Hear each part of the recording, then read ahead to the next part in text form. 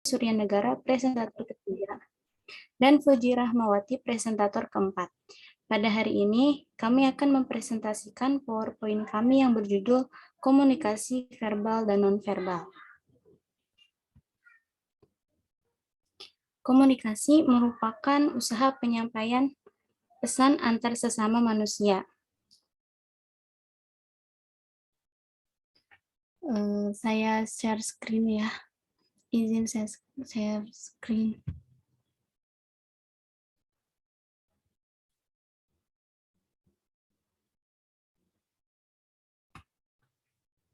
Sudah ada? Sudah, Yus. Ya, sudah terlihat.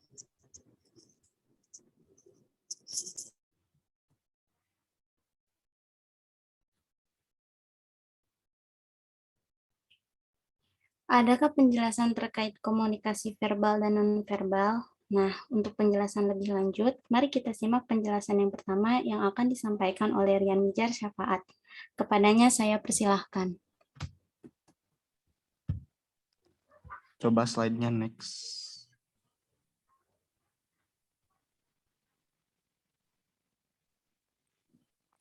Assalamualaikum warahmatullahi wabarakatuh. Di sini saya akan menjelaskan tentang komunikasi verbal itu sendiri. Komunikasi verbal merupakan komunikasi yang menggunakan kata-kata, baik itu secara lisan maupun tulisan. Komunikasi verbal paling banyak dipakai dalam hubungan antar manusia untuk mengungkapkan perasaan, emosi, pemikiran, gagasan, fakta, dan data. Next.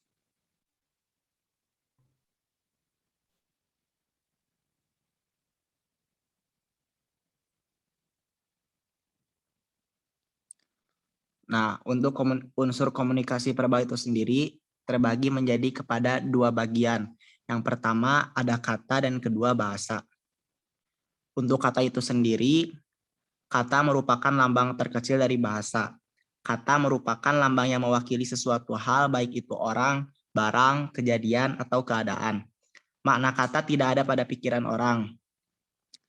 Komunikasi verbal merupakan sebuah bentuk komunikasi yang diantarai. Kemudian, yang kedua yaitu bahasa. Bahasa adalah suatu sistem lambang yang memungkinkan orang berbagi makna. Dalam komunikasi verbal, lambang bahasa yang dipergunakan adalah bahasa lisan tertulis pada kertas ataupun elektronik. Bahasa memiliki 3 fungsi yang erat hubungannya dalam menciptakan komunikasi yang efektif. Fungsi itu digunakan untuk mempelajari dunia sekitarnya, membina hubungan yang baik antar sesama, dan menciptakan ikatan-ikatan dalam kehidupan manusia. Kemudian di sini ada yang menjelaskan tentang teori yang membicarakan sehingga orang bisa memiliki kemampuan berbahasa. Yang pertama ada operant conditioning theory, yaitu yang dikembangkan oleh seorang ahli psikologi yang bernama B.F. Skinner. Teori ini menyatakan jika satu organisme dirangsang oleh stimulasi dari luar, orang cenderung akan memberi reaksi. Anak-anak mengetahui bahasa karena ia diajar oleh orang tuanya atau meniru apa yang diucapkan oleh orang lain. Yang kedua, ada kognitif teori yang dikembangkan oleh Noam Chomsky yang menyatakan bahwa kemampuan berbahasa yang ada pada manusia adalah pembawaan biologis yang dibawa dari lahir. Yang ketiga, ada mediating teori atau teori menengah yang dikembangkan oleh Charles Osgood. Teori ini menyatakan bahwa manusia dalam mengembangkan kemampuannya tidak saja bereaksi terhadap rangsangan, tetapi juga dipengaruhi oleh proses internal yang terjadi dalam dirinya. Kemudian, untuk membahas itu semua terdiri dari karakteristik bahasa juga yang terbagi menjadi kepada 4 aspek. Yang pertama ada pengalihan. Pengalihan merupakan karakteristik yang namanya di mana kita dapat berbicara mengenai hal-hal yang jauh dari kita, baik dari segi tempat maupun waktu, berbicara tentang masa lalu atau masa depan. Kemudian yang kedua ada pelenyapan. Suara saat kita bicara bisa hilang atau lenyap dengan cepat.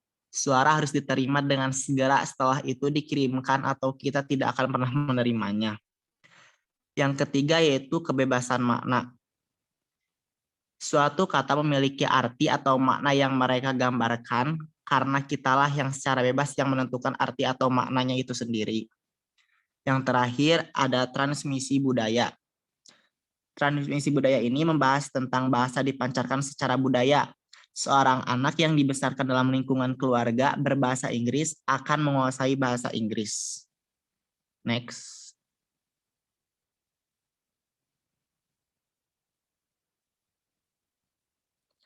Nah, di sini akan menjelaskan tentang jenis komunikasi verbal yang terbagi kepada dua bagian. Yang pertama, berbicara dan menulis, dan yang kedua, mendengarkan dan membaca.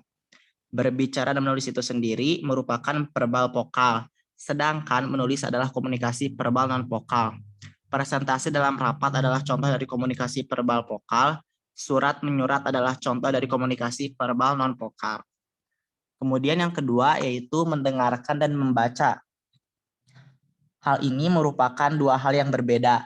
Mendengar mengandung arti hanya mengambil getaran bunyi, sedangkan mendengarkan adalah mengambil makna dari apa yang didengar. Mendengarkan melibatkan unsur mendengar, memperhatikan, memahami, dan mengingat. Membaca adalah satu cara untuk mendapatkan informasi dari sesuatu yang ditulis. Kemudian lanjut kepada karakteristik komunikasi verbal yang terbagi menjadi 6 bagian. Yang pertama, jelas dan ringkas. Ini merupakan kata-kata yang digunakan yang terjadi pada beberapa kejadian. Kemudian yang kedua adalah perbendaharaan kata, yaitu penggunaan kata-kata yang mudah dimengerti oleh seseorang akan meningkatkan keberhasilan komunikasi. Yang ketiga, ada arti konotatif dan denotatif. Makna konotatif adalah pikiran, perasaan, atau ide yang terdapat dalam suatu kata. Sedangkan arti denotatif adalah memberikan pengertian yang sama terhadap kata yang digunakan. Yang keempat ada intonasi.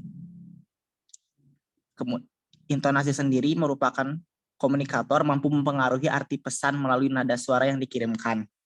Kemudian yang kelima yaitu kecepatan bicara. Kecepatan bicara dipengaruhi oleh juga kecepatan dan tempo bicara yang tepat. Kemudian yang keenam ada humor. Humor dapat meningkatkan keberhasilan dalam memberikan dukungan emosi terhadap lawan bicara. Selanjutnya saya serahkan kepada moderator. Baik, terima kasih kepada Rian Mizar yang telah membacakan,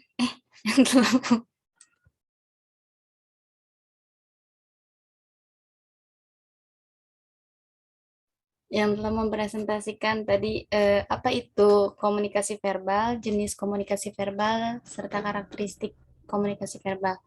Selanjutnya, saya serahkan kepada presentator kedua, Rifki Fatihak. Kepadanya saya persilahkan.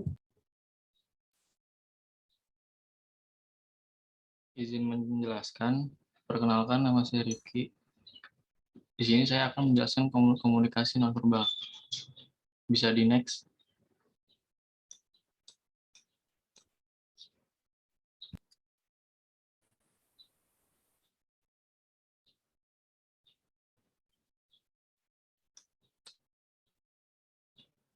Komunikasi nonverbal.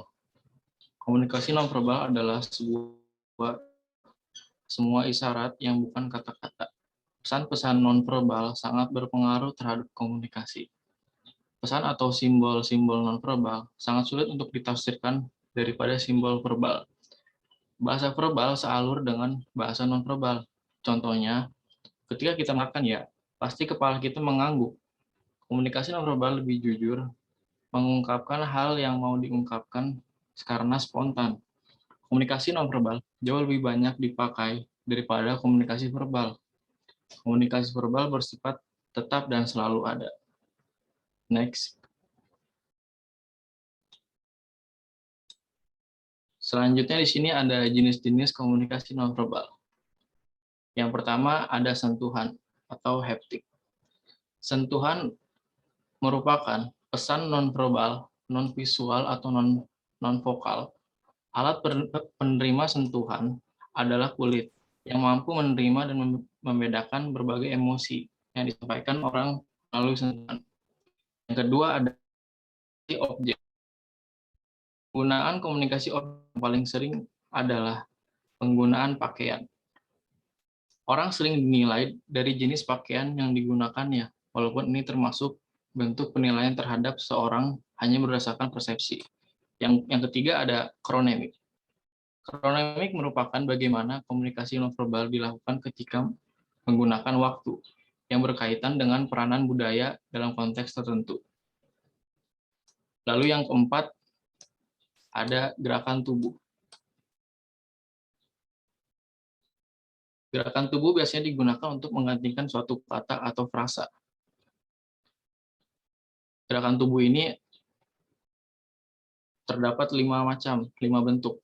Yang pertama ada emblem, ilustrator, affect display, regulator, dan terakhir adaptor. Yang kelima ada proxemic. Proxemic adalah bahasa ruang, yaitu jarak yang digunakan ketika berkomunikasi dengan orang lain, termasuk juga tempat atau lokasi posisi berada. Yang keenam ada lingkungan.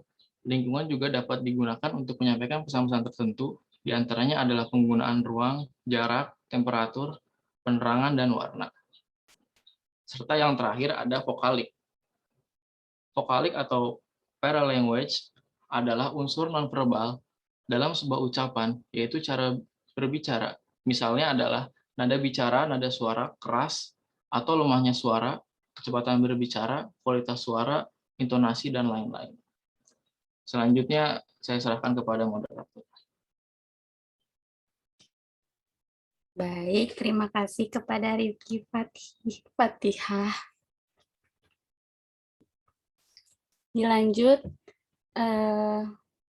untuk presentator ketiga, Resi Suryanegara, saya persilahkan.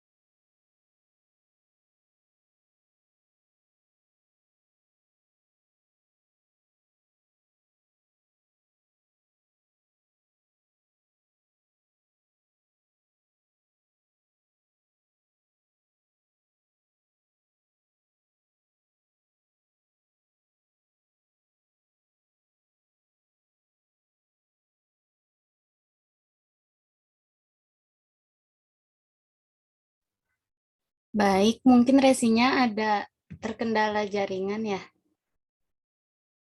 Bisa digantikan.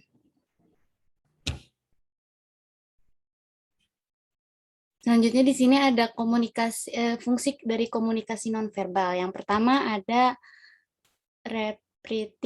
repetisi,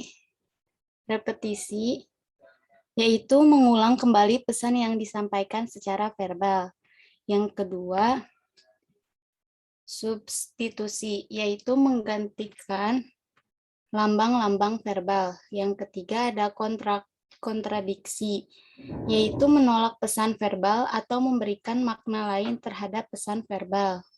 Yang keempat ada komplement, yaitu melengkapi dan memperkaya pesan maupun makna nonverbal.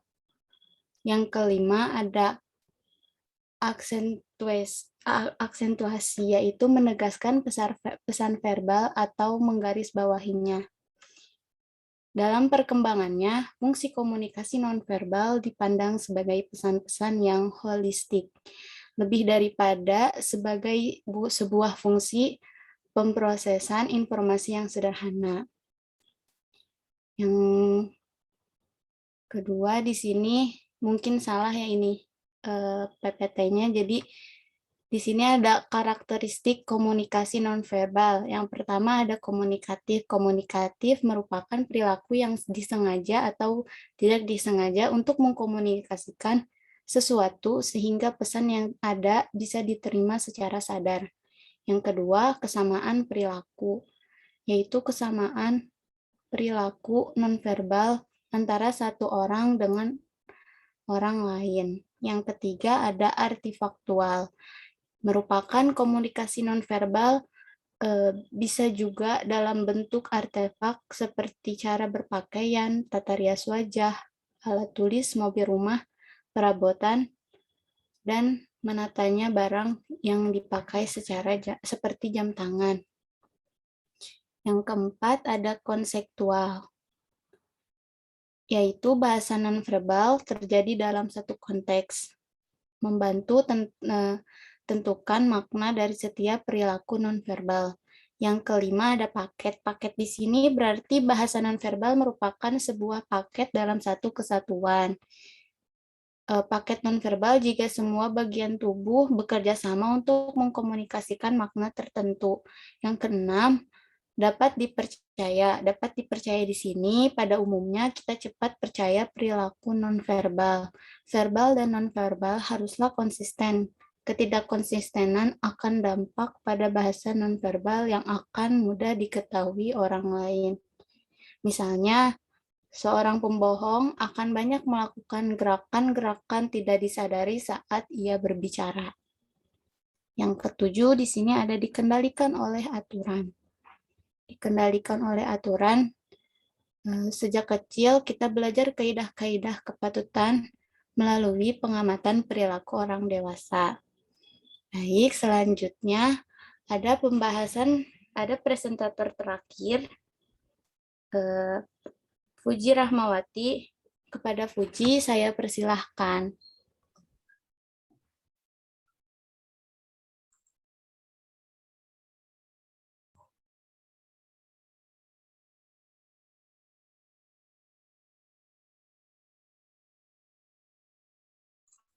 Baik, terima kasih. Next slide.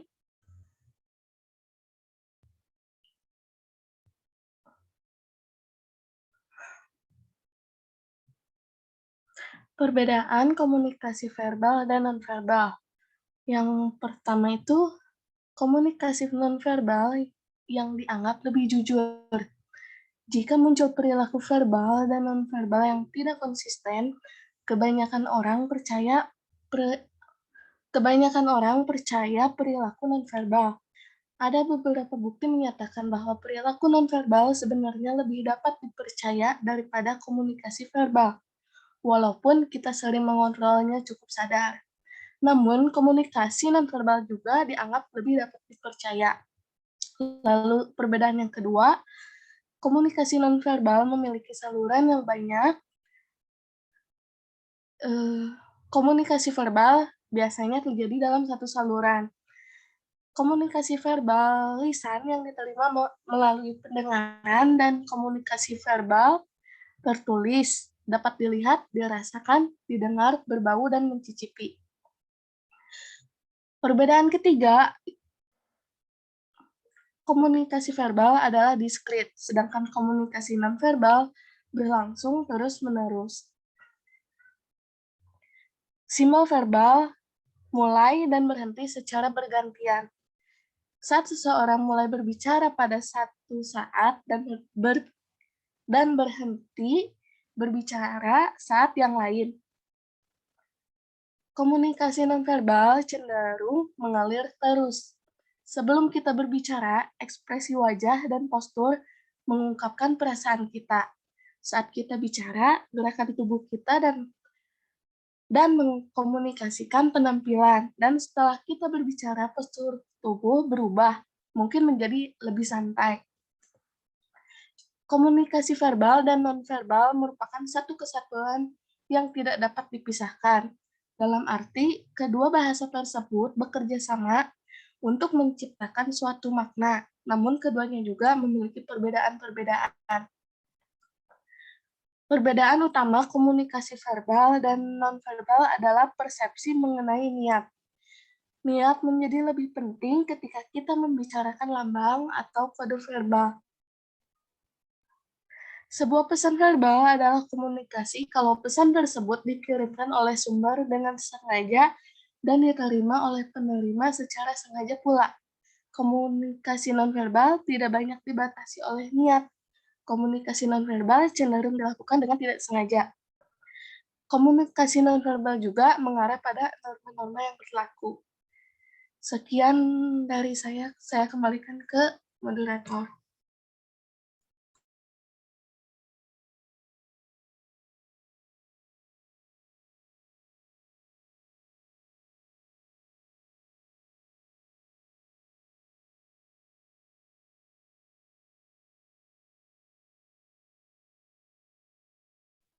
Baik, terima kasih kepada Puji. Baiklah teman-teman, kita sudah mendengarkan penjelasan dari komunikasi verbal dan nonverbal dari keempat presentator tadi. Agar pengetahuan kita tidak sampai di sini saja, saya akan membuka sesi diskusi yang mana kalian bisa menanyakan, menyanggah, memberikan tanggapan terkait komunikasi verbal dan nonverbal.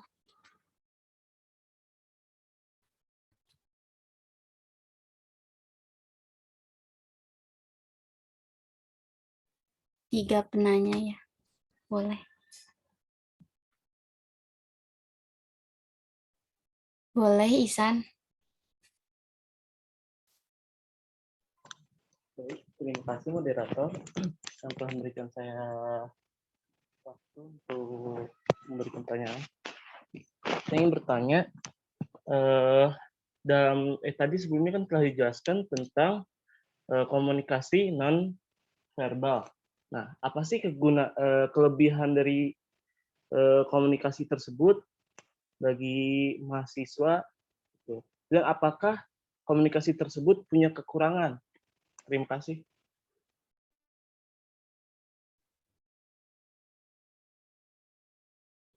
Ya, baik, ditampung dulu ya. Boleh Putri Agustina.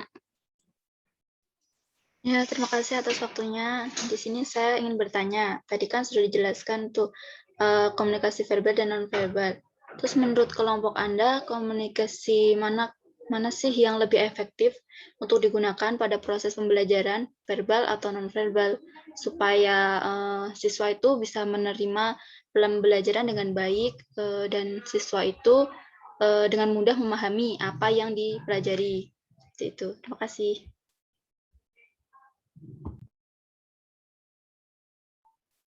Baik, terima kasih Putri. Selanjutnya Sarah, boleh. Maaf sebelumnya, apakah suara saya terdengar dengan jelas? Jelas, halus-halus. Tadi Isan ada nanya tentang kelebihan dan kekurangan dari apa? Maaf. Dari nonverbal, komunikasi nonverbal.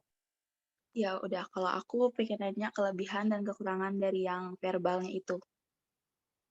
Terima kasih.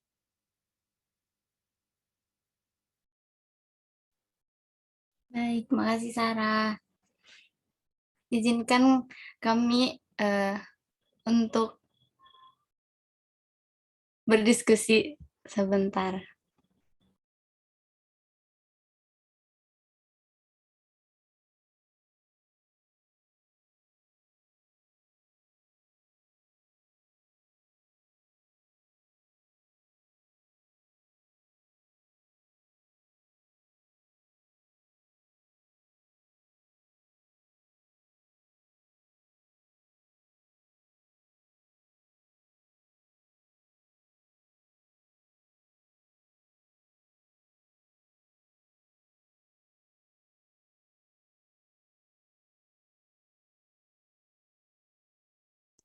Gimana ini?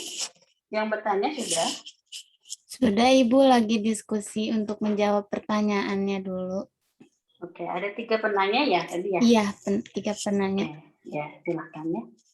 Baik, terima kasih Ibu atas waktunya. Ya.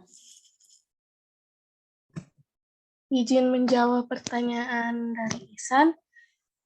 Tadi nanya kelebihan dari komunikasi nonverbal dan kelemahannya ya. Nah, buat kelebihan dari komunikasi nonverbal tuh mudah dipahami tanpa harus menjelaskan lebih lanjut. Selain itu juga komunikasi nonverbal tuh bisa melengkapi atau mempertegas komunikasi verbal. Terus kelemahannya kadang terjadi kesalahpahaman dalam memahami makna dari komunikasi nonverbal.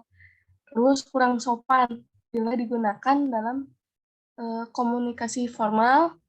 Terus tidak dapat digunakan untuk menyelesaikan masalah. Segitu paling. Apakah menjawab? Bagaimana Ihsan? Apakah sudah terjawab? Sudah.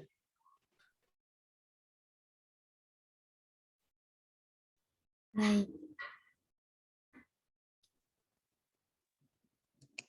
Ya, Assalamualaikum warahmatullahi wabarakatuh. Izin menjawab pertanyaan Putri. Tadi Putri bertanya tentang komunikasi mana yang lebih efektif untuk digunakan pada proses pembelajaran. Apakah komunikasi verbal atau non-verbal? Seperti yang telah didiskusikan kami, bahwa komunikasi verbal sangat cocok digunakan terhadap siswa pembelajaran, yang mana komunikasi verbal itu sendiri jelas lebih ini terdengar? Ya. Terdengar. Oh. Karena komunikasi verbal itu sendiri lebih fokus terhadap melalui tulisan dan lisan, yang mana itu sangat mempermudah siswa yang akan belajar.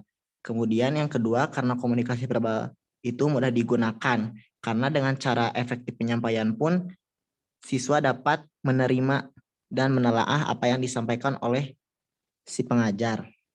Kemudian komunikasi ini sangat bermanfaat untuk beberapa hal seperti diskusi, kemudian bertanya, dan hal lain sebagainya. Jadi untuk kesimpulannya, komunikasi verbal merupakan komunikasi yang cocok dipakai untuk siswa pembelajaran saat ini. Terima kasih. Apakah sudah terjawab, Putri? Sudah, Mijar. Makasih atas jawabannya. Sama-sama, Putri.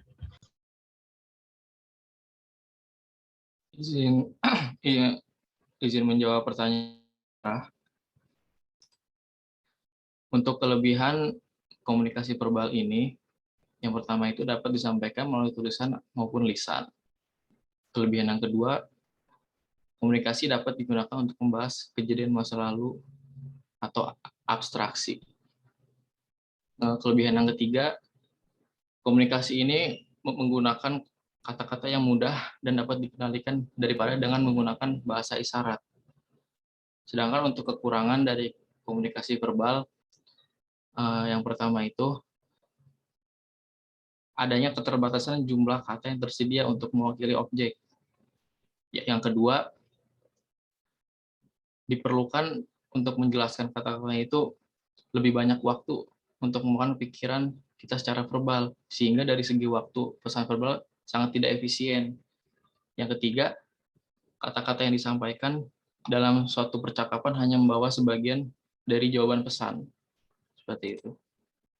Gimana, terjawab, Sarah? Sudah terjawab, terima kasih. Iya, sama-sama. Baik, apakah ada yang ingin menambahkan?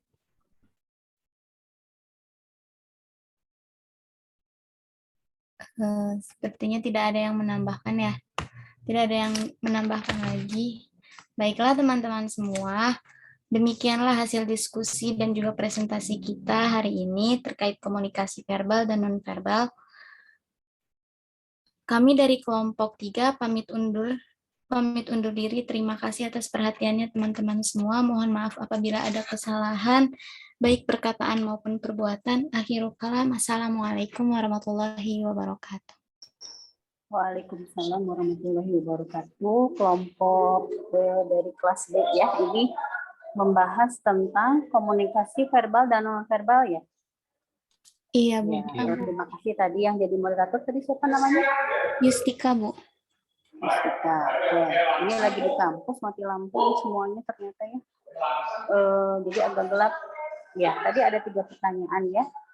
Yang bertanya terkait dengan komunikasi verbal dan non-verbal. Kedengaran suara saya nggak? Terdengar suaranya? Oke. Ya, tadi bagus ya pertanyaannya. Nah, kenapa materi tentang komunikasi verbal dan nonverbal ini saya gandengkan dengan komunikasi antar pribadi ya.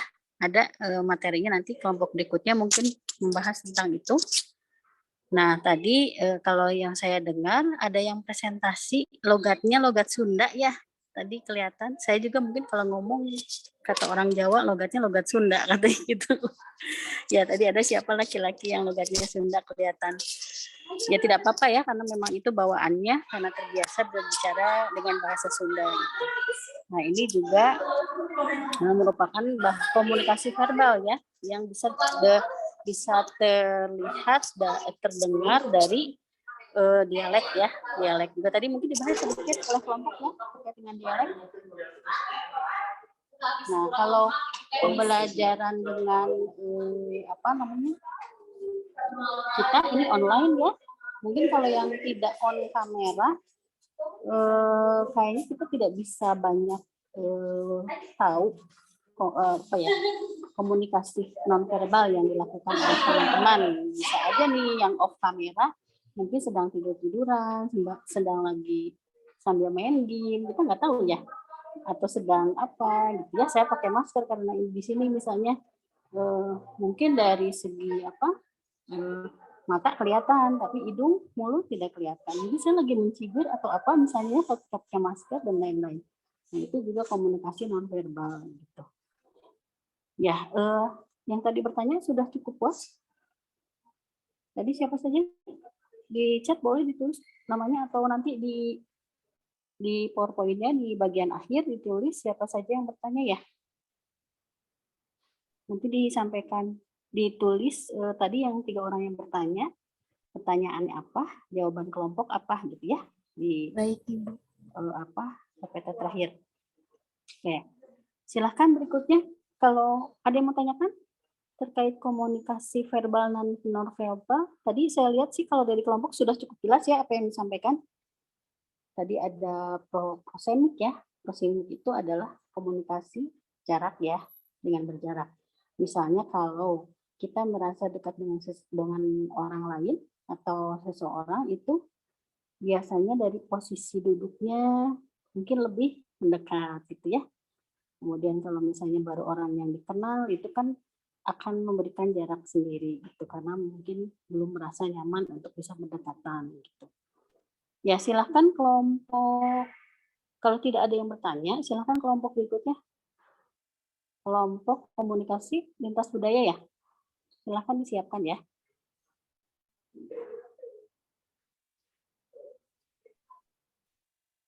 Baik, saya sebagai moderator kelompok 4 bisa on camera semuanya. Nah, ini yang resen yang mau presentasi? Iya, Bu. Iya, Bu, betul. Ya, silakan ya.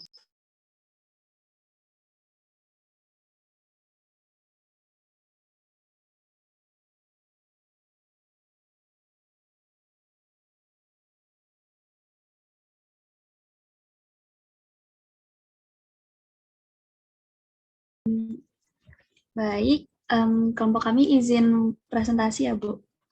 Yang bisa share Ya, screen? silakan.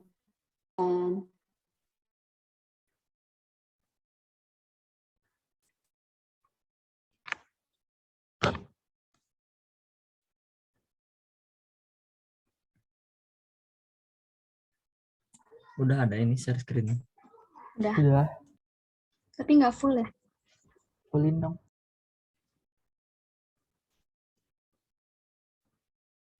Ya. Baik, Assalamualaikum warahmatullahi wabarakatuh. Selamat siang yang terhormat dosen teori komunikasi serta teman-teman teknologi pendidikan 2021. Pada kesempatan kali ini, kelompok kami akan mempresentasikan hasil kerja kelompok kami, yaitu perkembangan teori budaya dan dampaknya terhadap munculnya komunikasi antar budaya. Saya sebagai moderator akan memperkenalkan nama-nama anggota kelompok kami, kelompok 4, yaitu ada yang pertama ada Fauzia Sania, yang kedua ada Muhammad Najril, yang ketiga ada Reginald Gilbert, yang keempat saya sendiri Safa Dinastia, dan yang terakhir ada Tegar Tasa. Nah, sekarang lanjut ke bahasan-bahasannya.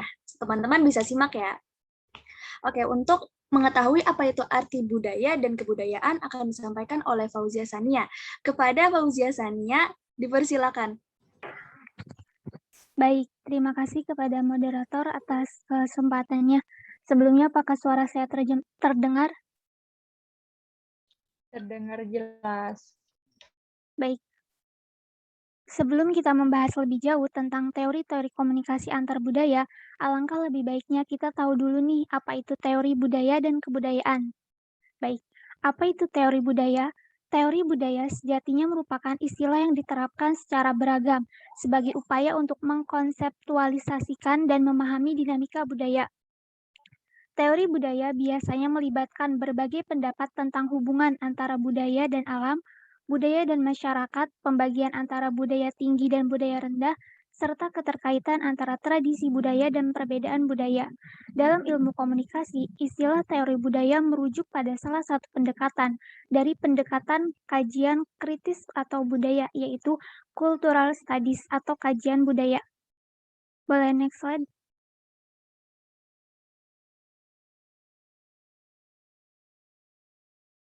Lalu, apa itu budaya dan kebudayaan? Secara etimologis, budaya atau kebudayaan berasal dari bahasa Sanskerta, yaitu budaya, yang merupakan bentuk jama dari budi, yaitu budia atau akal, diartikan sebagai hal-hal yang berkaitan dengan budi dan akal manusia. Bentuk lain dari kata budaya adalah kultur, yang berasal dari bahasa Latin, yaitu cultura. Budaya adalah suatu cara hidup yang berkembang dan dimiliki oleh sekelompok orang, kemudian diwariskan kepada generasi selanjutnya. Budaya itu terbentuk dari beberapa unsur yang rumit, di antaranya itu adat istiadat, bahasa, karya seni, sistem agama, dan politik. Bahasa sama halnya dengan budaya, yakni suatu bagian yang tak terpisahkan dari manusia. Oleh sebab itu, banyak dari sekelompok orang cenderung menganggap hal tersebut sebagai sesuatu yang diwariskan secara genetis.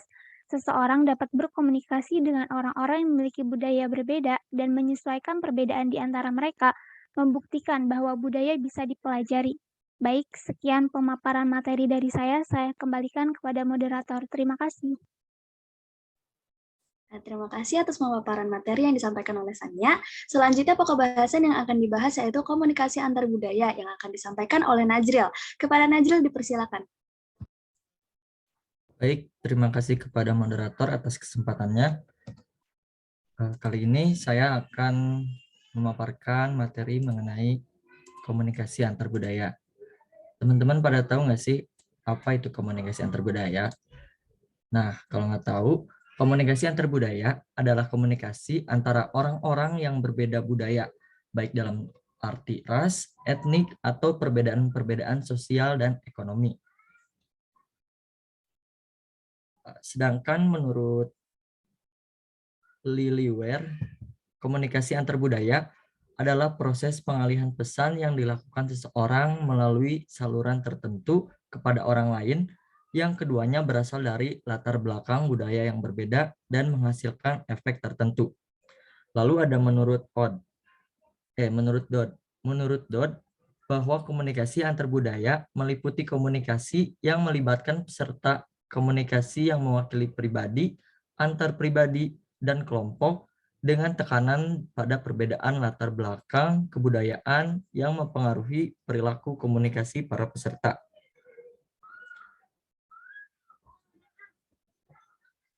Berdasarkan pendapat yang dikemukakan oleh Odd dan Liliware tersebut, memberi pemahaman bahwa komunikasi antar budaya terjadi antara orang-orang yang berbeda budaya, ras, bahasa, agama, tingkat pendidikan, status sosial, atau bahkan jenis kelamin, serta berkaitan erat dengan komunikasi insani atau human communication. Lalu ada tentang teori komunikasi antar budaya. Sebelum dibahas lanjut oleh teman-teman saya, ada 3 itu teori komunikasi antar budaya. Yang pertama, teori kecemasan dan ketidakpastian. Yang kedua, teori negosiasi. Yang ketiga, teori kode bicara. Baik, sekian dari saya. Terima kasih. Saya kembalikan kepada moderator. Nah, terima kasih atas pemaparan materi yang disampaikan oleh Najril. Selanjutnya, pokok bahasan berikutnya yaitu teori kecemasan dan ketidakpastian akan disampaikan oleh Reginald. Kepada Reginald, dipersilakan. Ya, terima kasih. Langsung saja kita lihat yaitu teori kecemasan dan ketidakpastian. Boleh di next slide? Oke. Teori ini dikembangkan oleh William Dickens yang memfokuskan pada perbedaan budaya antara kelompok dan orang asing. Yang menjelaskan bahwa teori ini dapat digunakan dalam segala situasi dan kondisi berkaitan dengan terdapatnya perbedaan di antara keraguan dan ketakutan. Dickens berpendapat bahwa kecemasan dan ketidakpastian telah menjadi penyebab kegagalan komunikasi antar kelompok. Lebih lanjut, dia menjabarkan bahwa terdapat 6 konsep dasar dalam teorinya ini, yaitu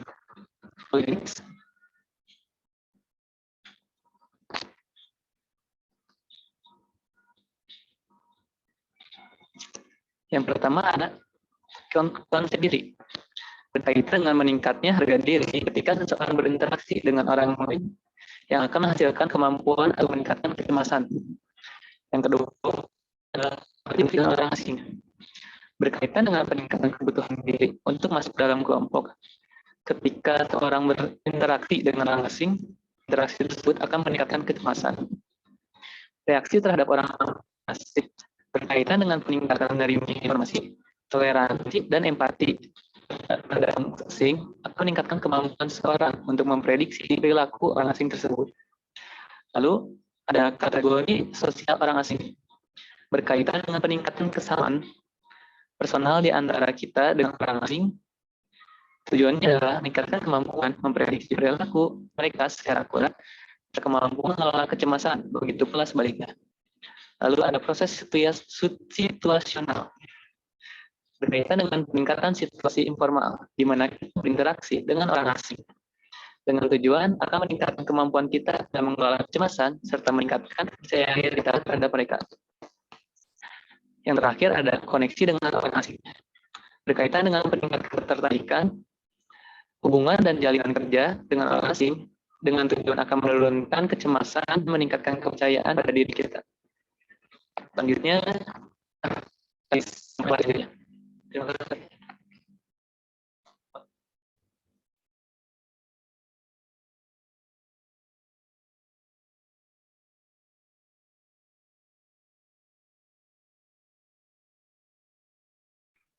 Oke, terima kasih atas pemaparan materi yang disampaikan oleh Reginald. Beralih kepada pokok bahasan berikutnya, yaitu teori negosiasi wajah yang akan disampaikan oleh Tegar. Kepada Tegar, dipersilakan. Baik, terima kasih moderator. Teori yang kedua yaitu teori negosiasi wajah. Teori yang dikemukakan oleh Stella Ting ini menjelaskan bagaimana perbedaan-perbedaan dari berbagai budaya dalam respon berbagai konflik yang dihadapi. Ia berpendapat bahwa orang-orang dalam setiap budaya akan selalu mencitrakan dirinya di depan publik. Hal tersebut merupakan cara baginya agar orang lain melihat dan memperlakukannya. Kemudian dalam teori ini juga, next slide. Kemudian dalam teori ini juga dijelaskan 5 model dalam pengelolaan konflik. Yang pertama yaitu avoiding atau penghindaran, yaitu berkaitan dengan upaya untuk menghindari berbagai macam konflik yang dimungkinkan terjadi. Yang kedua yaitu obliging atau keharusan, yaitu berkaitan dengan keharusan untuk menyerahkan keputusan pada kesepakatan bersama. Yang ketiga yaitu compromising, yaitu berkaitan dengan saling memberi dan menerima segala sesuatu agar sebuah kompromi dapat tercapai. Kemudian yang keempat yaitu dominating, yaitu berkaitan dengan dominasi salah satu pihak dalam penanganan suatu masalah. Kemudian yang terakhir yaitu integrating, berkaitan dengan penanganan secara bersama-sama terhadap suatu masalah. Oke, cukup sekian dari saya kembalikan kepada moderator. Terima kasih atas pemaparan materi yang disampaikan oleh Tegar. Selanjutnya, pada pokok bahasan teori kode bicara dan hubungan komunikasi dengan budaya akan disampaikan oleh saya sendiri. Bisa di next slide.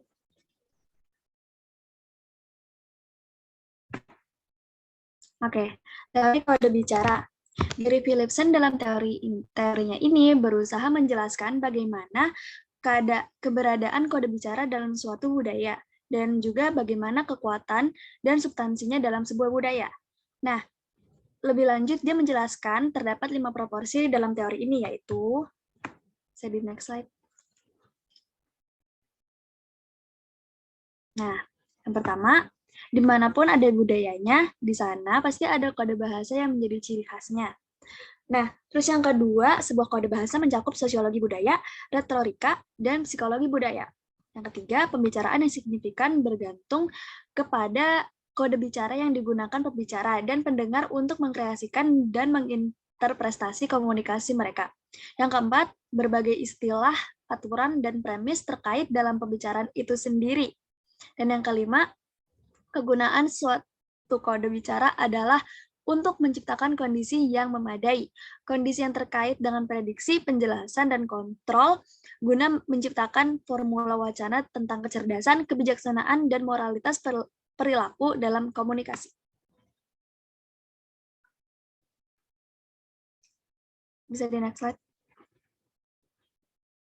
Nah, selanjutnya ada hubungan komunikasi budaya. Selanjutnya ada hubungan komunikasi dengan budaya. Nah, banyak yang berargumen bahwa perbedaan budaya dapat menghambat proses komunikasi. Hambatan seperti bahasa yang berbeda atau adat istiadat dalam berkomunikasi memang sering ditemui saat melakukan komunikasi antar budaya.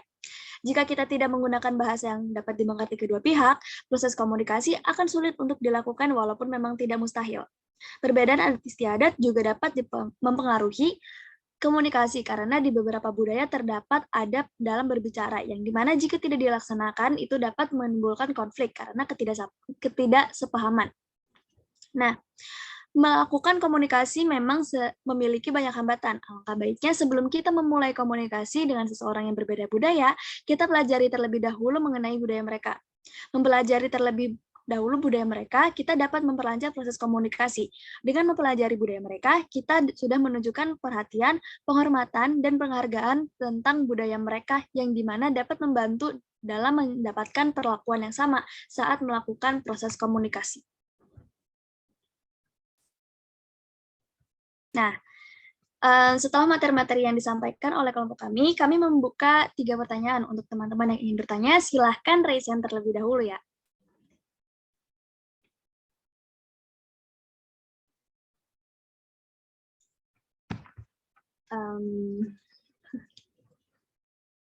Baik, di layar saya ada Meliani Rizkia, lalu ada Rifki Hafiz, sama Muhammad Fahri. Untuk teman-teman yang silakan bertanya.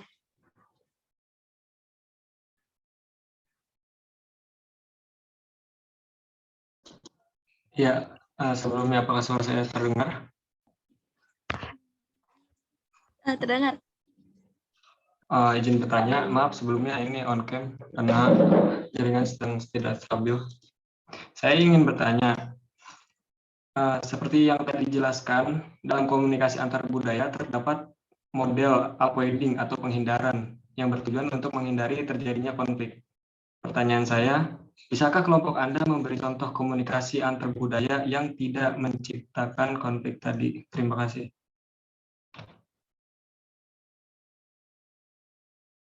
Terima kasih Pak Hari pertanyaannya. Ditampung dulu ya. Selanjutnya untuk Melani Rizkia, boleh bertanya. Baik, terima kasih moderator atas kesempatannya. Tadi kan udah dijelasin tentang teori-teori budaya. Nah, pertanyaan saya, tujuan dari adanya teori budaya ini apa ya? Terima kasih. Terima kasih Meliani atas pertanyaannya. Selanjutnya Rifki Hafiz, silakan bertanya. Terima kasih moderator atas kesempatannya. Sebelumnya, perkenalkan saya Rifki dari kelompok 1B. Izin bertanya, tadi kan disebut teori komunikasi antar budaya itu terdapat 3 teori. Salah satunya teori kecemasan dan ketidakpastian. Nah, teori ini tuh punya kelemahannya nggak? Kalau ada boleh disebutkan. Terima kasih. Terima kasih Rifki atas pertanyaannya. izinkan kelompok kami berdiskusi dahulu ya.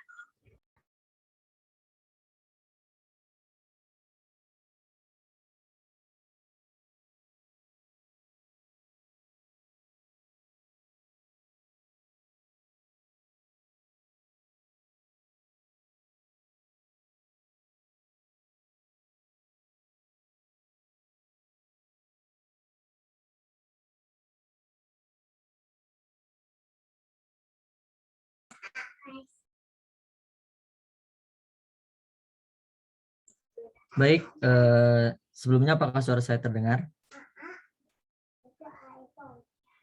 Terdengar. Saya di sini akan menjawab pertanyaan dari Rifki ya. Tadi Rifki bilang dalam teori komunikasi antar budaya terdapat 3 teori. Salah satunya teori kecemasan dan ketidakpastian. Nah, teori ini tuh ada nggak sih kelemahannya? Kalau ada, boleh disebutkan. Berdasarkan yang sudah saya research, ada tentu kelemahannya. Yang pertama, sifat hubungan dalam komunikasi antar budaya kurang menjadi perhatian teori ini. Teori ini kurang memperhatikan bahwa dalam hubungan yang sudah dibangun untuk jangka panjang, beberapa kesalahan dalam berkomunikasi dapat ditoleransi. Terus yang kedua, tujuan dalam komunikasi antar budaya untuk setiap budaya tidak sama dengan menggunakan efektivitas sebagai tolak ukurnya. Efektivitas komunikasi pada budaya tingkat tinggi tidak sama dengan budaya tingkat rendah. Hal ini yang menyebabkan teori ini perlu diperhatikan penggunaannya dalam menilai satu kelompok budaya. Lalu ada yang ketiga, yaitu kurangnya perhatian terhadap reaksi penerima pesan menjadikan teori ini kurang tepat untuk digunakan dalam menjelaskan proses interaksi antar budaya. Efektivitas komunikasi yang menjadi perhatian dalam teori ini sebetulnya kurang menitikberatkan pada konteks antar budaya. Mungkin seperti itu jawaban dari saya. Barangkali teman-teman kelompok atau para partisipan ingin menambahkan.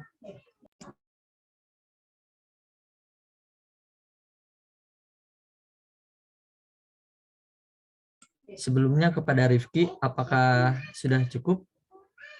Baik, sudah cukup Najril. Terima kasih atas penjelasan. Baik, sama-sama Rifki.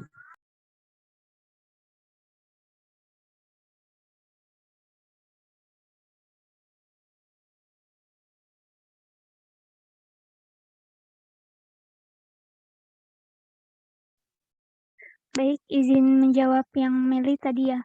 Tadi kan Meli bertanya tentang tujuan dari adanya teori-teori ini. Jadi tujuan dari teori kebudayaan ini adalah untuk menggambarkan pemahaman tentang prinsip-prinsip dan konsep-konsep dasar yang melandasi pandangan-pandangan teoritis tentang kebudayaan. Gimana Meli? Apakah sudah terjawab? Ya, terjawab. Terima kasih, Sania.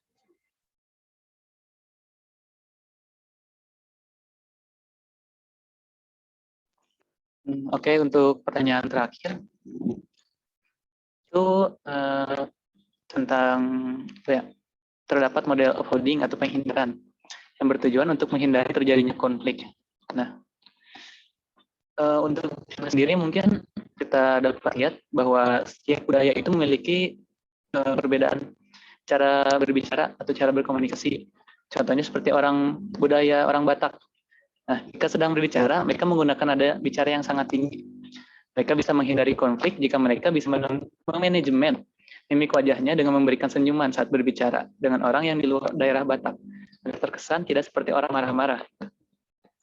Seperti contohnya lain juga mungkin ada tata krama, ada elemen tertentu mungkin harus kita terapkan gitu saat berkomunikasi, terutama dengan yang berbeda budayanya.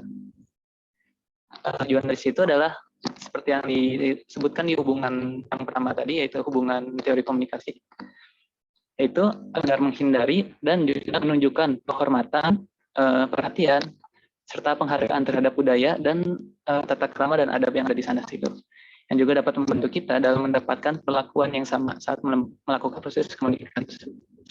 Bagaimana Pak Hari? Cukup jelas, terima kasih atas jawabannya. Oke. Baik, semua pertanyaan sudah terjawab oleh kelompok kami. Lanjut kepada kesimpulan dari presentasi kami adalah budaya itu terbentuk dari beberapa unsur yang rumit. Di antaranya yaitu adat istiadat, bahasa, karya seni, sistem agama, dan politik. Seseorang dapat berkomunikasi dengan orang-orang yang memiliki budaya berbeda dan menyesuaikan perbedaan di antara mereka, dan membuktikan bahwa budaya bisa dipelajari. Hambatan seperti bahasa yang berbeda atau adat istiadat dalam berkomunikasi memang sering ditemui saat melakukan komunikasi antar budaya. Namun, kita dapat mengatasinya dengan cara mempelajari terlebih dahulu mengenai budaya mereka sebelum kita memulai komunikasi dengan seseorang yang berbeda budaya. Oke, sekian presentasi dari kelompok kami. Semoga materi yang kelompok kami sampaikan dapat menambah pengetahuan teman-teman sekalian. Kami mohon maaf apabila terdapat kesalahan dalam presentasi kelompok kami. Kelompok 4 pamit undur diri. Selamat siang. Wassalamualaikum warahmatullahi wabarakatuh. Waalaikumsalam warahmatullahi wabarakatuh. Ya, kelompok komunikasi lintas budaya ya. Sebentar.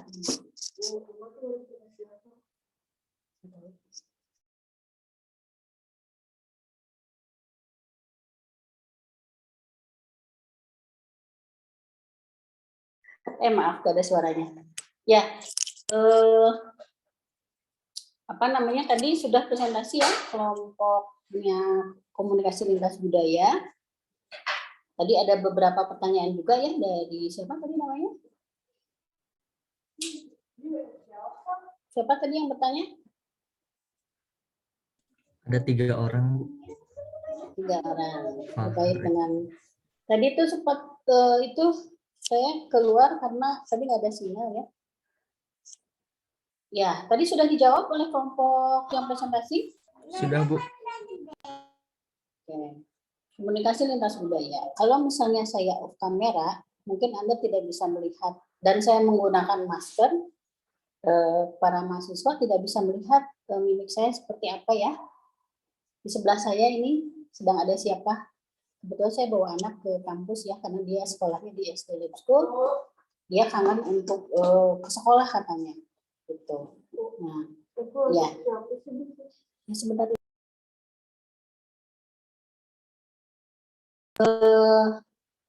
Ya, jadi kalau komunikasi lintas budaya memang ada kaitannya dengan komunikasi tadi nonverbal.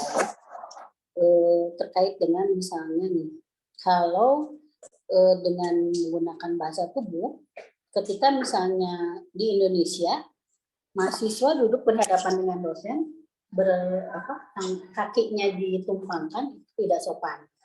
Tapi kalau di luar negeri, mahasiswa duduk ataupun siswa ya duduk berhadapan dengan guru atau dosen, kakinya ke atas itu tidak ada masalah gitu karena berkaitan dengan budaya. Nah, itu komunikasi nonverbal yang bisa diterima dan tidak oleh budaya yang berbeda ya. Kemudian tadi sempat dibahas juga yang komunikasi nonverbal. Ketika orang berbohong itu akan menggunakan komunikasi nonverbal, akan bisa terlihat ketika dia melakukan komunikasi nonverbal gitu ya. Tadi kan siapa yang presentasi teh?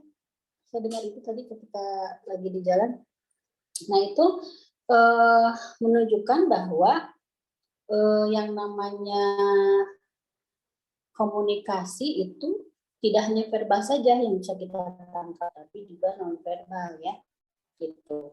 Misalnya dia seperti betul itu berbicara, tapi ketika misalnya matanya tidak mau menatap lawan bicaranya, kemungkinan dia berbohong. Atau misalnya pupil matanya membesar katanya ya, kalau yang berbohong itu akan ketahuan gitu. Bahwa dia itu berbohong. Makanya kita perlu mempelajari komunikasi nonverbal juga gitu ya. Kemudian tadi komunikasi verbal juga ada 2 macam ya.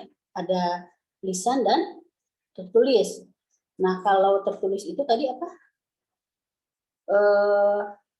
Non vokal ya, kalau tertulis itu istilahnya. Gitu. Nah, kalau komunikasi lintas budaya, mungkin ada yang pernah mengamati nggak kalau dosen saya di bukunya Pak Deddy Moyana itu beliau menulis tentang komunikasi budaya siapa yang berkuasa dan siapa yang dikuasai gitu ya. Ketika dia menunjukkan gambar seorang presiden menandatangani MOU dan salah satunya berdiri dengan yang satu menunduk, yang satu berdiri sambil tangannya disimpan di depan perutnya ya gitu ya. Nah, posisi orang yang sedang tanda tangan itu lebih rendah daripada orang yang sedang berdiri. Padahal memang itu kondisinya sedang MOU. Tapi itu bisa diterjemahkan bahwa orang yang berdiri itu dan yang membungkuk itu, yang berdiri lebih menguasai orang yang membungkuk gitu ya. Nah, seperti itu komunikasi nonverbal yang ada dalam komunikasi lintas budaya. Gitu. Ya, sampai di sini ada yang ditanyakan untuk yang lain mungkin yang tadi belum bertanya. Tadi terkait dengan dialek juga ya, dialek misalnya bahwa dialek itu menunjukkan kalau misalnya orang Batak ngobrol dengan orang Jawa dan Sunda mungkin akan berbeda. Orang Batak itu kan keras. Di sini ada orang Batak atau orang Sumatera, kalau berbicara kan keras ya, kencang ya. Kalau orang Sunda cenderung untuk nada rendah, orang Sunda Jawa nada rendah. Nah, orang Batak kalau ngobrol kayak marah. Nah, orang Sunda ketika dia marah ngomongnya kayak orang Batak ya, gitu. Tapi orang Sunda ketika ngobrol biasa-biasa atau orang Jawa itu ngomongnya lebih rendah nadanya. Mungkin dianggap dia orang menganggapan mungkin ya orang yang berbeda budaya menganggapan bahwa dia lemah gitu. Padahal memang dipengaruhi oleh budaya juga gitu ya dari segi intonasi gitu ya. Tadi juga terkait dengan lambang, simbol ya di komunikasi antar budaya itu bisa terlihat dari misalnya orang menggunakan baju merah dan orang menggunakan baju hijau atau putih, atau misalnya ketika kita lewat di sebuah jalan itu ada bendera kuning menunjukkan apa gitu ya, bendera putih menunjukkan apa gitu ya, lambang-lambang warna dan lain-lain. Nah, itu juga simbol-simbol yang bisa kita lihat gitu ya. Ada yang ditanyakan ya? Sampai di sini? Mau tanya Ibu. Boleh, siapa? Ini Sofi, bentar. Sofi. Nggak terlihat di sini ya, soalnya saya pakai HP. Sofi, gimana Sofi? Iya Ibu, jadi sebenarnya tadi waktu materi pertama tuh masih bisa paham kan, terus yang masuk ke teori budaya tuh masih kurang paham gitu Bu. Salah satunya tuh di bagian teori kode bicara. Jadi kayak setiap budaya tuh punya punya kode bahasa yang menjadi ciri khas. Terus dibilang juga kode itu tuh menciptakan kondisi yang memadai gitu Bu. Kayak masih bingung maksudnya gimana Bu dengan teori kode bicara di suatu yang dimaksud dengan kode bicara dari budaya yang berbeda itu maksudnya? Iya, iya Ibu. Oke. Ya, ya itu tadi seperti yang saya contohkan di intonasi ya. Mungkin kalau orang Batak dan orang Sunda itu punya intonasi yang berbeda ketika berbicara. Orang Sunda menggunakan nada rendah. Kalau Batak menggunakan nada tinggi ya, gitu. Nah, kemudian terkait dengan tadi kode budaya, kode budaya itu kan kode-kode yang hanya dimengerti oleh si orang itu, budaya tersebut tertentu gitu. Misalnya kalau orang Sunda dia punya kode budaya sendiri ya. Gitu. Coba di sini mungkin banyak yang orang Sunda ya. Apa kira-kira yang dipahami tentang kode budaya? Bisa dicontohkan tidak? Atau orang Batak nih, orang Batak. Ada di sini orang Batak, orang Sumatera, Kalimantan, Sulawesi. Ada Bu, orang Sumatera Bu. Ya, siapa nih namanya? Jurais Bu. Jurais gimana? Boleh ngasih contoh nih kode budaya Sumatera tuh kayak gimana? Mungkin ketika berinteraksi, gimana silakan. Kalau dari Sumatera sih ya mungkin agak lebih tinggi gitu daripada orang-orang Sunda nadanya gitu. Ya selain itu ya cuma itu aja Bu dari nadanya gitu. Kalau orang Sunda kan halus gitu, halus banget suaranya gitu. Kalau orang Sumatera apalagi Palembang gitu, itu lumayan tinggi gitu. Nggak tahu Dari kalau segi intonasi ya, ya intonasi, kemudian cara penyampaian juga, diksi bahasanya juga ya, beda ya saya dengan juga beda. Sunda. Iya Bu. Nah, gitu, Sofi. Atau ada yang bisa memberikan contoh yang lain? Sunda nih, dari Sunda atau Jawa nih? Yang mungkin ada agak kontras ya, kalau Sunda, Jawa, dan Kalimantan, ya mungkin relatif halus-halus itu Sunda, Jawa ya. Kalau yang lain mungkin Manado agak halus mungkin ya, Manado juga. Yang agak ini ya tadi Palembang, Padang, Batak gitu ya. Kemudian dari segi penyampaiannya biasanya kalau orang Sunda itu sama Jawa itu muter-muter dulu gitu kalau mau kue gitu ya. Mau kue misalnya saya pengen ini, mungkin kemana dulu. Tapi kalau orang Sumatera biasanya to the point ya. Kalau saya suka, saya tidak, saya mau, kalau enggak gitu ya. Ya itu juga dipengaruhi oleh budaya. Jadi di sini kita perlu memahami budaya-budaya ya yang ada. Kenapa perlu memahami? Kenapa teknologi pendidikan perlu memahami? Karena nanti ketika membuat media pembelajaran juga kita harus menyesuaikan siapa sih si halayak yang menggunakan media kita yang kita buat ini gitu ya. Apakah dia orang Jawa, Sunda atau Sumatera atau apa ya. Jadi harus disesuaikan juga nanti pemilihan bahasa dan lain-lain gitu supaya media yang kita buat itu bisa sesuai dengan tujuan ya nanti harapannya gitu. Jadi apa ya? Ya sesuai apa yang diharapkan dari target dibuatkan media tersebut.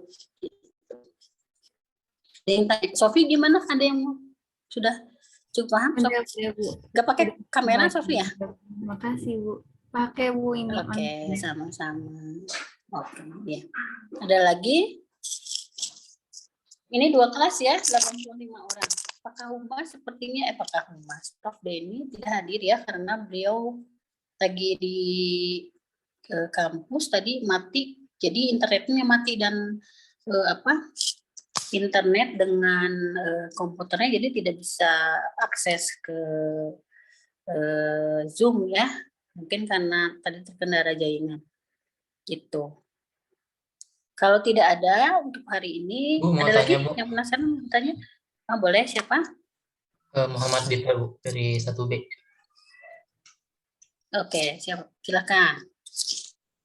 Tadi kan kata Ibu, teknologi pendidikan itu kan menyiapkan media pembelajaran untuk berbagai daerah gitu, dari berbagai budaya gitu, menyesuaikan. Nah, bagaimana untuk orang-orang yang masih memegang teguh etnosentrisme gitu, membedakan antara kelompok lain, karena kan budaya itu harus berintegrasi dari pematerian yang tadi tentang komunikasi dengan budaya itu. Lalu bagaimana cara penyampaian komunikasi yang benar untuk orang-orang yang seperti itu?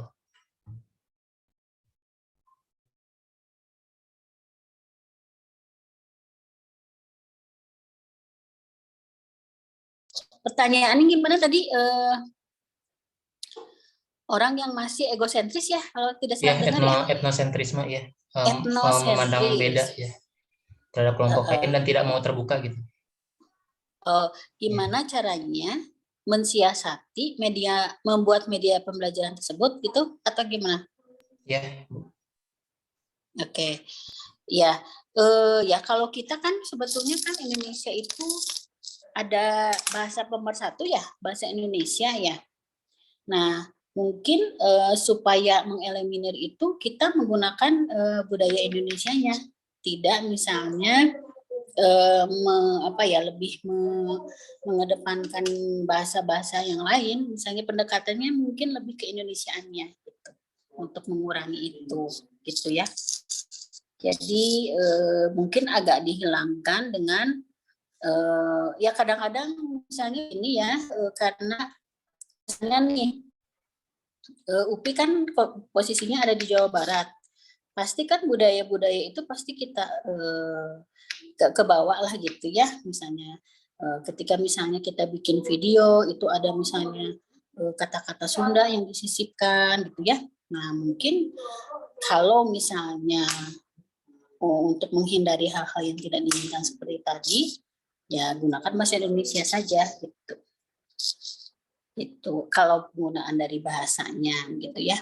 Tapi kalau misalnya tadi untuk mengurangi egosentris ya dikenalkan saja bahwa budaya yang lain juga baik gitu. Tidak hanya budaya yang dia punyai yang baik gitu ya. Jadi diberikan pemahaman, pengertian gitu melalui media pembelajaran yang kita buat gitu kalau dari saya. Gitu tadi siapa yang nanya? Dito dari 1B. Oke. Ya nggak muncul Bu. di itu layarnya ya sama-sama ya. Terima kasih Bu. Oke. Ya tadi yang presentasi 2 kelompok baik ya, sudah baik. Alhamdulillah sudah bisa menyiapkan materi dengan sebaik-baiknya tadi tentang komunikasi verbal dan nonverbal dan juga komunikasi antar budaya ya. Nah, alhamdulillah hari ini kita bisa menyelesaikan 2 materi dan alhamdulillah juga tadi banyak yang antusias ya untuk bertanya begitu. Ya, mungkin kalau tidak ada yang tanyakan lagi untuk hari ini kita cukupkan sekian. Terima kasih ya. Ada tadi moderatornya siapa tadi? 2 orang moderator yang sudah jadi moderator juga. Terima kasih ya. Ya, kita tutup pertemuan hari ini dengan membaca hamdalah alhamdulillahirrahmanirrahim. Wassalamualaikum warahmatullahi wabarakatuh. Waalaikumsalam warahmatullahi wabarakatuh. Terima kasih Ibu. Terima kasih semuanya.